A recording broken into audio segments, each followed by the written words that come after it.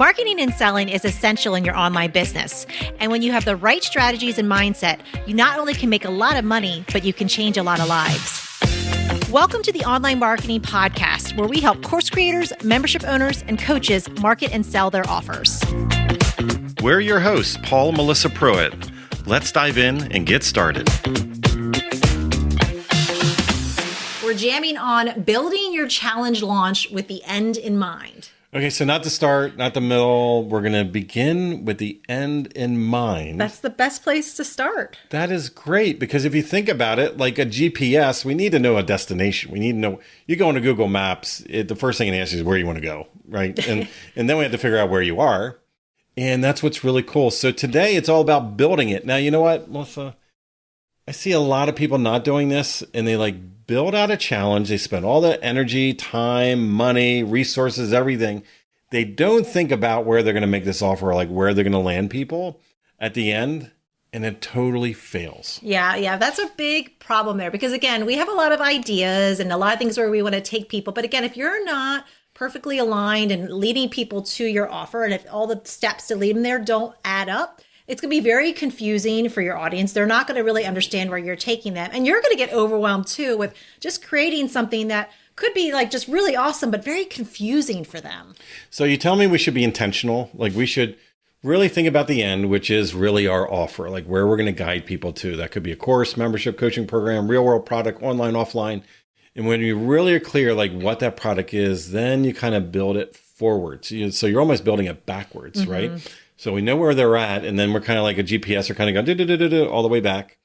And what's really interesting that we see when people do this as well, because again, a lot of people don't have this alignment, and that's where they fail. That's when they don't have success, because it's almost like you're building from one left side and right side, you're building a bridge, and the two teams don't talk to each other, and they kind of don't match. They're kind of off. And sometimes that's what happens in launches. Oh, this is great and wonderful. And then it's oh yeah, I'm not going to sell this random thing to them. And there's not that alignment. And I have to say, we've been through that. We witnessed that a lot of times. It's what are you doing? This doesn't make sense. And it ends up being an epiphany moment for some people when we're coaching them, when they go through this, because really it's just realigning your challenge to match your offer. So that way you have this through line through the entire experience. Now, there's probably other reasons why people probably fail.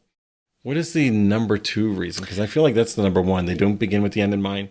But what's the number two reason? So the second reason, and this is one that comes up all the time, is people end up teaching way too much in their challenges. So because we're all just naturally wanting to give value and help out our audience, of course, throughout that challenge, we want to teach them all of the things. I remember just coaching, one of our members, and she was getting together a challenge. It was the first day I'm going to teach the 7 steps to this. And then the second day I'm going to teach the 10 steps to this. And it just was way too much. And when you teach too much, you end up overwhelming your audience. You give them too many things to do. They're so overwhelmed. Then that's where a lot of times, then when it comes time to present your offer, they're so overwhelmed that they can't even think about that.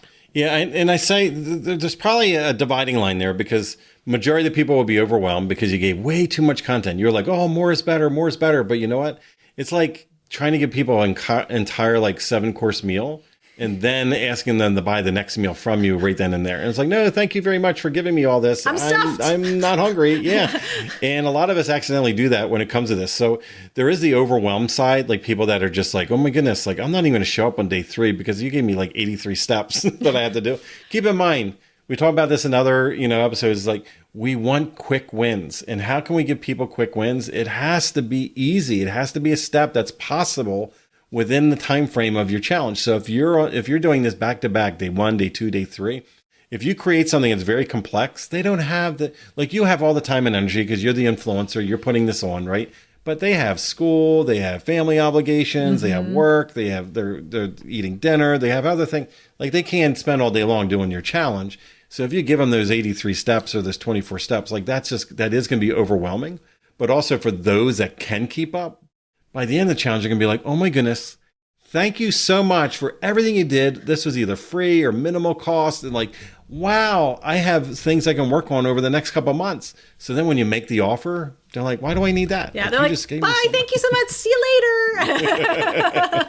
Yeah, so you definitely don't want to teach too much. And again, remember when you begin with the end in mind and building out your challenge launch, each of the wins that you have, each of those days should build upon each other. And again, those small wins, getting people to celebrate throughout the challenge. And then at the end of the challenge, really designing it so that the next natural step is your paid offer. It just makes sense. So again, you don't have to teach too much, and you want to make sure that everything you do throughout that entire challenge is aligned so that, again, your offer at the end of the challenge is just the next natural step for them. Yeah, so congruency is very important. That's where we see a lot of people fail. And again, that teaching too much, oh my goodness, this isn't exclusive to challenge launches. This is all launches. This is webinars. This is like free Facebook groups. This is everywhere. Like everybody is like grooming their people, like conditioning their people to expect free from them while they're going into the market and buying other people's offers because the others aren't conditioning their people to always expect and want free. They're actually leading people into that informed buying decision. And that's what's really important in doing this. So there's so many key factors. So today we just talked about a couple of points when it comes to that build it phase of the challenge itself. And what's really interesting is we have a challenge that we're doing right now that's all about challenge launches, right? And what is interesting about this 7-day challenge is on day 2, we go into deep, field when we are talking into this topic with building it.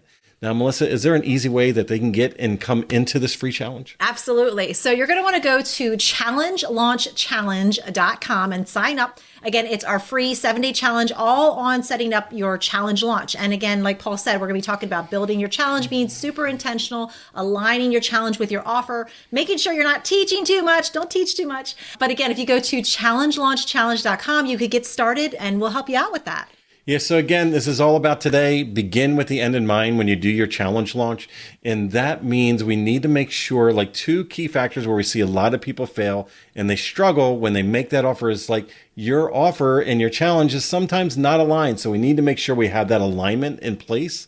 So we're guiding people properly. Again, begin with the end in mind. And then also, as Melissa said, don't overteach, don't overteach, don't overteach. We can't say this enough. There should be a singular focus, a singular transformation that you're giving people so they can have quick, easy wins every single day throughout your challenge. So they're more open, more ready to and willing to take that next step with you. And we don't want to complicate it. We want to keep it really super simple. Absolutely. So if you love today's episode, please make sure you subscribe to the show. We're always jamming on marketing and selling your offers on the podcast. And please share it with a friend. Let them know this is what we talk about. We would love to have them have a listen to all things about marketing, including challenges. Yeah, so don't forget, come over with us. Enjoy the free 7-day challenge, all about challenges. And that's at challengelaunchchallenge.com. And go over there. And until we talk again, make sure you remember marketing matters. If you would like to work with us and our team to help you snap up more sales and incredible clients with a stellar marketing strategy that works, go to adaptivemembership.com and sign up for our wait list. We have a limited number of spots in our exclusive program to set you up for success and take action. We're waiting for you at adaptivemembership.com.